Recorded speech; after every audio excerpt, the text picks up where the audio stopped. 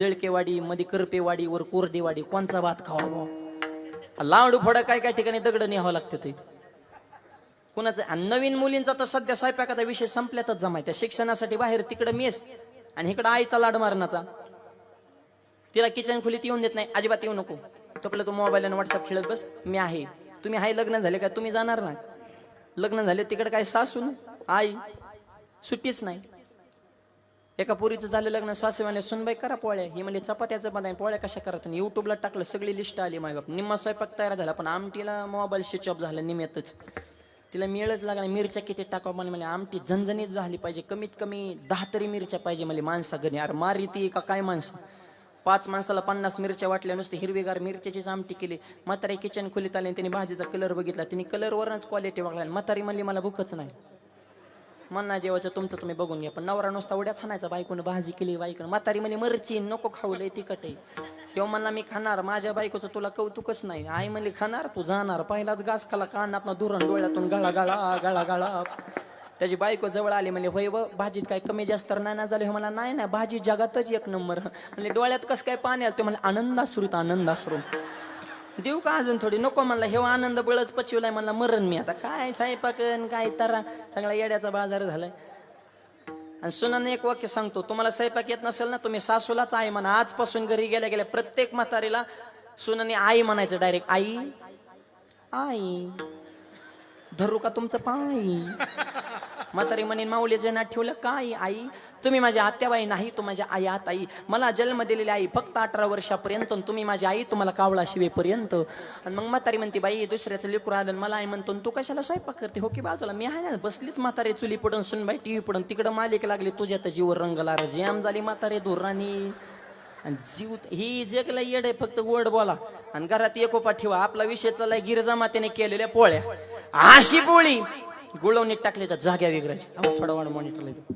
आणि त्या पोळ्या खाण्यासाठी सामान्य घरचा बालक तिथे येऊन राहिला होता. त्याचं नाव गावबा. 1 2 3 4 ABCD क ख ग अ आई. त्याचं काय गंधच नव्हता. ते फक्त खाणे आणि झोपणे तेवढंच काम त्या गावबाकडे होतं. हळूहळू परमार्थाची गोडी लागली नाथबाबाची संख्येपणे. पण नाथ महाराजांचा मुलगा होता तो हरिपंडित. 4 वेद 6 शास्त्र 18 पूर्ण त्याच्या पाठ होती. त्याच्यामुळे तो जे हरीच कोणाला घालीत नव्हता. हा त्याला अहंकार झाला होता. ही तर ती नेमकं जमत नाही. थाप मारा. अंगाराचा वारान लागो राजे, अंगाराचा वारान लागो राजे. माझ्या विष्णू दादा भाविकाची भाविकाची भाविका कल्पनेची बाधा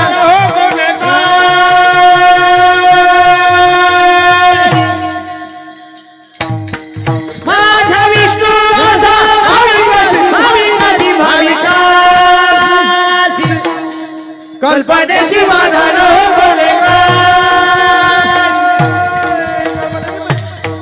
कवने काळी कवने काळी कवने काळी. इथं ते जमत नाही. वाकाला शिका अंकाराचा वारा न लागो राजसा, माझ्या विष्णुदाचा भाविकाशी.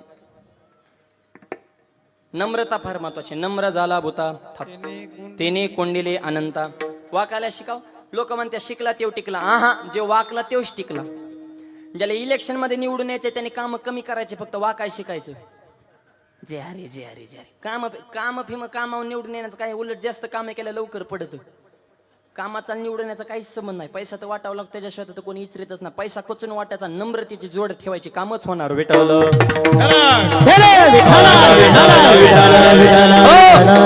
वाकाला शिका. महापुरे जाडे जाती ते लवाळे वाचते. म्हणून तो गोबऱ्या म्हणला लहानपण देगा देवा मुंगे साखरेचा रवा. मुंगीहून साखर खायची. 2-4 मुंग्या एकत्र बसल्या आणि एक मुंगी म्हणणे मला दिल्लीला जायचंय. सध्या दिल्लीला जाण्यासाठी सगळ्याची गडबड चालू आहे. कोण कोण जाते कळण 4ला. आता मुंग्या म्हणजे मला दिल्लीला जा. दुसऱ्या मुंगीने खन कोण कान बस म्हणे आथरून बघून पाय पसर. आपलं बजेट किती, आपण बोलतो किती, उच्चारले जीव लावले त्या झपकू काय म्हणले. जाईन का मुंगी दिल्लीला?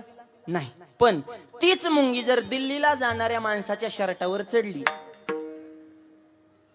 इस्रोळ मंगरुळ इस्रो मंगरुळ मधून एखादा जर दिल्लीला चला, गुपचूप त्याच्या खिशात जाऊन बसली, नॉनस्टॉप तिने दिल्ली गाठली. तिकीट नाही, बुकिंग नाही, पासपोर्ट नाही, चेकिंग नाही. तिथे गेल्या त्या मुंगीने गावाकडल्या मुंगीला व्हिडिओ कॉल केला, घे म्हणली पुरावा. न्यू पार्लमेंट इन दिल्ली म्हणले, दिल्लीत आले का नाही चांदणी चौकन लाल मान बघ म्हणले. ती म्हणली होय ग, तू दिल्लीला कस काय गेली ग? दिल्लीतली मुंगी म्हणली दिल्लीला यायला 2 गोष्टी गरजेच्या आहेत. पहिली गोष्ट मी लहान झाले आणि दुसरी गोष्ट हात मोठ्याचा धरला. कळतंय का बघा? आणखी पुढचं सांगतो, ज्याला परमार्थात मोठं व्हायचे त्याने विकार सोडा म्हणजे लहान व्हा आणि माझ्या चोखोबार रूपी मोठ्याचा हात धरा, मोक्ष रूपी दिल्ली तुम्हाला भेटल्याशिवाय राहणार नाही. पण त्याच्यासाठी वाकायला शिका. लोक वाकतच नाही, तो येडेवणीच करते. नाथ महाराजांचा मुलगा हरी पंडित, अभ्यास जास्त असल्यामुळे आवाज वाढा मॉनिटरचा, हे तर पावर सोडा रिटर्नचा, ते जे हरेच कोणाला घाले ना. तो नाथ बाबांना एक दिवशी म्हणला, नाथ बाबा राहिलेला रामायण कोण लिहिणार? नाथ बाबांनी काळजी करू नको, राहिलेला रामायण माझा गावबा लिहिल. म्हणले गावबा? ते होतं बोहळा आहे म्हणले. असू दे बोहळा, बोहळा असावं पण गाबुळा नसावं. गाबुळा म्हणजे अर्धा पिकला ना अर्धा कच्चा, सगळ्यात भयानक जात. निवळ मूर्ख परवडला किंवा अति विद्वान परवडला, ही मधली माणसानं धोकाच देणार. कारण मूर्खाला भांडणं करायचं कळत नाही, विद्वान माणसं भांडणाच्या भानगडीत पडत नाही. भांडणाचा नाद कोणाला आहे? 2-4 पुस्तक वाचणारेच आम्हाला प्रश्न करतात, कीर्तन करताना धोतर का घालता? मग काय बरोबर करू का? तो आता धर्म मातीत घातला, आम्ही थोडाफार जपतोय, जगू दे ना आम्हाला. पण तसल्यांची संख्या जास्त झाल्यामुळे खऱ्याला त्रास. एक मला जेवण करताना ताटाच्या कडेने पाणी का फिरवत असता, म्हणलं मुंगी आत येऊ नये म्हणता. काय सांगता येड्याला? काय हे 2-4 पुस्तकाचे हिथून तू आमचा मालक झाला का काय? तू प्रश्न विचारण आम्ही उत्तर देणार? अनंत वाचाळ बरळ ते बरळ तया काय गोपाळ पावे अरे, ही माणसं ही चित्र असतात. मग आणि गाव तर बोहळा आहे म्हणले, असू दे बोहळा, नाहीतरी देव हा बोहळ्यालाच भेटत असतो. ले चॅप्टर माणसाचं बी परमार्थात काम नाही, ती तर कवा नसतात. असंच कान तसंच कान, परमार्थात बोहळा लागतो. हा श्रद्धावान माणसाचा विषय मॅडम. गावबा बोहळा असू दे बोहळा. त्या गावबाला जवळ बोलवलं, कृपा कटाक्ष न्याळलेले आपुल्या पदी बैसविले. त्या गावबाला मायबाप नुसता मस्तक हात ठेवला. त्या गावबानं रामायणाचं उत्तर कांडलेलं हे नाथबाबाची कृपा आहे. आजपर्यंत शास्त्रकारांना कळालं नाही नाथबाबांचं रामायण नेमकं कुठं संपलं, गावबाचं कुठं सुरू झालं. कुणी दाखवून द्या की हिथं ह्यांचं संपलं, हिथं ह्यांनी सुरू केलं.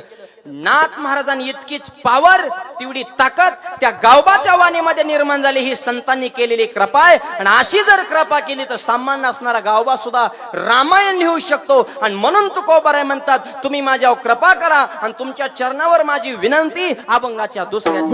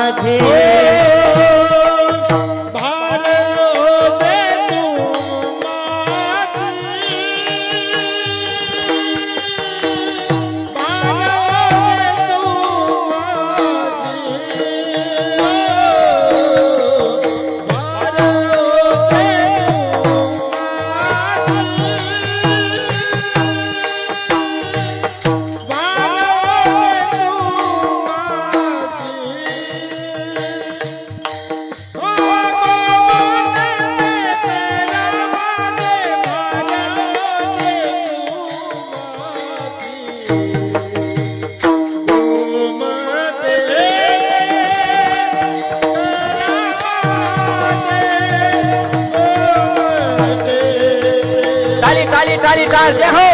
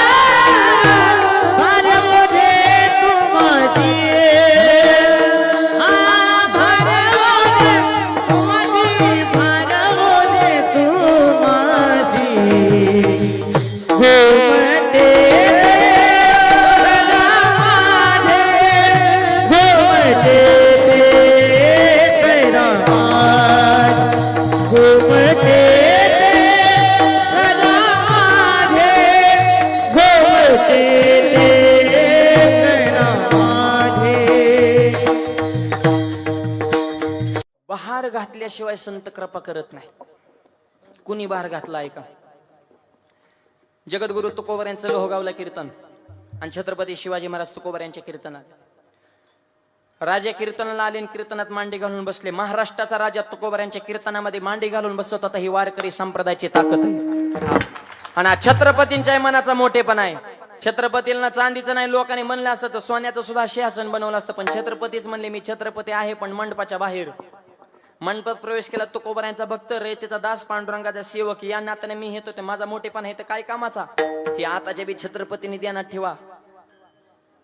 काय काय पुढे गावातलं सप्त बंद पडलं का तर ह्यांची नावं घेतली नाहीत म्हणून. अहो छत्रपतींना अपेक्षा नाही, तुझी अगरबत्ती कुठं लावतो रो. हा आणि परत म्हणायचं आम्ही त्यांचे मावळीत. मग त्यांचे विचार जपा तर त्यांना खरा आनंद आहे. विडवलं राजे कीर्तनाला कीर्तन रंगामध्ये आले. थप कीर्तनाचा अंग कीर्तनाचा अंग हो या अंग हरिरूप. आणि कीर्तनाची ताकद आहे माय बाप. कीर्तनामध्ये ब्रह्मी भूत काया ब्रह्मी भूत काया होते कीर्तनी. ब्रह्मी भूत काया ब्रह्मी भूत काया होते कीर्तनी. ब्रह्मी भूत काया ब्रह्मी भूत काया होते कीर्तनी. ब्रह्मी भूत काया ब्रह्मी भूत काया होते हो. ब्रह्मी भूत काया ब्रह्मी भूत काया होते कीर्तनी. ब्रह्मी भूत काया ब्रह्मी भूत काया होते कीर्तनी. ब्रह्मी भूत काया ब्रह्मी भूत काया होते कीर्तनी. ब्रह्मी भूत काया ब्रह्मी भूत काया होते कीर्तनी.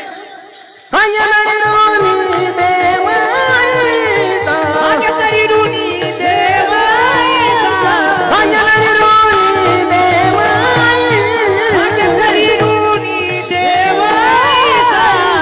ब्रह्मी भूत काया ब्रह्मी भूत काया होते कीर्तनी.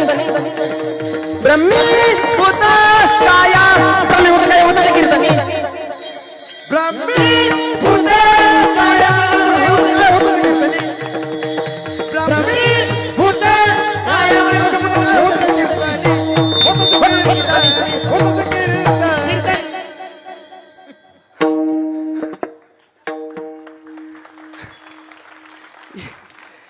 ही माऊली पटाडे पेटर नाही. बसणारी म्हणते का धावते तर एकमेकावर. धावणं नाही ह्याला लय घासावी लागती. ही गायन वादन एवढं सोपत नाही. जिंदगी गेली काय कांच्या सहा लागा नाही. तालता त्यांच्या सपना सुद्धा येत नाही. गुरुजी सुद्धा काय काय शिष्यांना कटाळलं तेव्हा तुझ्या नादाने माझं विसरलं. तू नाही शिकला तू घरगाड बुवा. तो पिठेचा भाता फोडला पकवाजाची शाई पाडली टाळात बोट गाऊन घेतली येण्याच्या तारात. तू फक्त वदनी कवळ घेता तेवढ्या कामाचा आहे. तेरी बस की बात नाही हो निकलो. एवढं सोपं नाही. आज गाणारे वजनदार वाजवणारे वजनदार ऐकणारे सुद्धा वजनदाराचे टाव करूनच काय चाललंय यांचं नेमकं. काहीच चाललं नाही. लय सोपं चाललंय. ब्रह्मी भूत काया होत असे कीर्तनी. भाग्य तरी ऋणी देवायसा काया ब्रह्मरूप होते.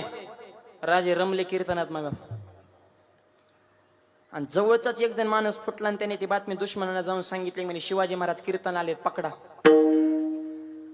ही काड्या करणारी जवळचीच असतात बरं का. हा जवळची नीट सांभाळायची. तेव का फुटला पटांगणच आणि सध्या जवळचीच फुटायला लागल्यात घरातली. सगळ्या जेव फुटन तेव सध्या स्टँडर्ड आहे. सध्या अवघड झाले. जवळच्या माणसाला गुह्य माहित असतं.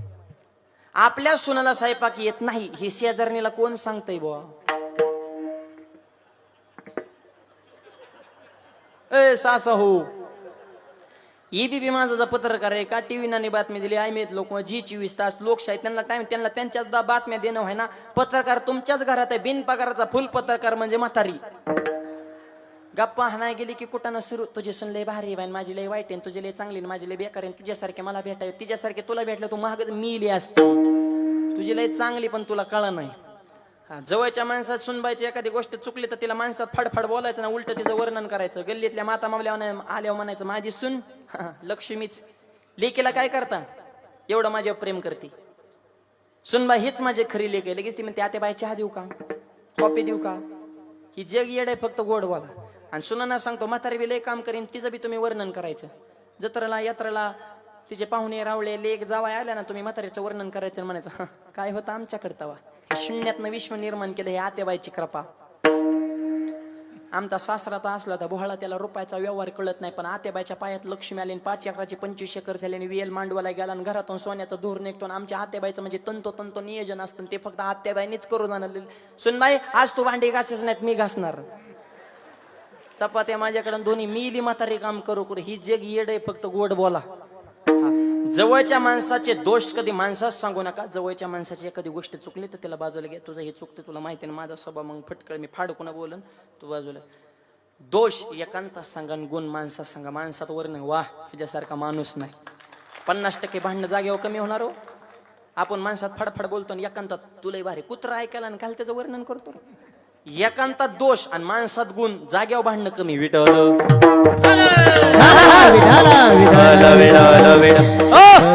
जवळची क्लिअर पाहिजे, बातमी दुश्मनाला पोच.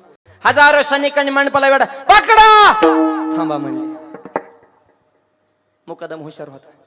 ती म्हणजे जे विठ्ठल होऊन त्या कीर्तनात मध्ये राडा करू नका, म्हणजे कीर्तनात विक्षेप करू नये त्यांना सुद्धा कळतंय.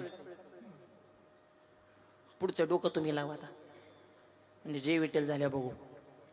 मावळ्याने बी बघितलं माझ्या मंडपाच्या कडेला, पण मावळे बी घाबरले. त्यांना त्यांच्या जीवाची काळजी नव्हती, कारण त्यांचं वाक्यच होतं लाख मेले तरी चालतील, लाखांचा पोशिंदा जगला पाहिजे. राजे आमच्या जीवाची आम्हाला काळजी नाही, आमच्यासारखे हजारो मावळे पुन्हा पुन्हा जन्म येतील, पुन्हा पुन्हा मरतील, पण पोटच्या मुलावर प्रेम करणारे आईसारखा रयतेवर जो प्रेम करतो असा छत्रपती पुन्हा पुन्हा घडणार नाही. तो जर पकडला त्याचा आम्हाला दुःख आहे माहिती.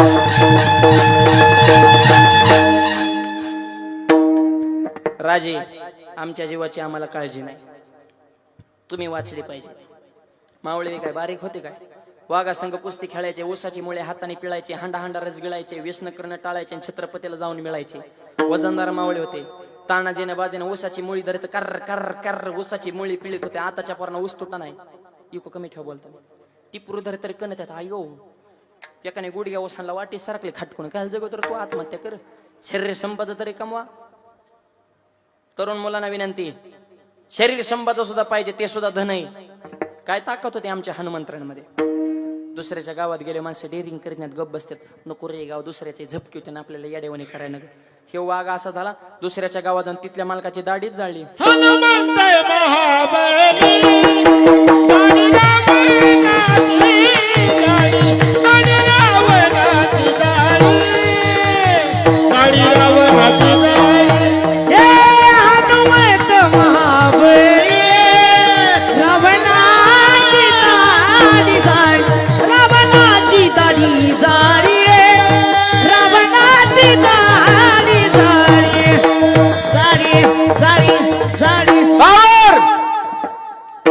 दाढी रावणाची जाळी, दाढी जाळी जागे.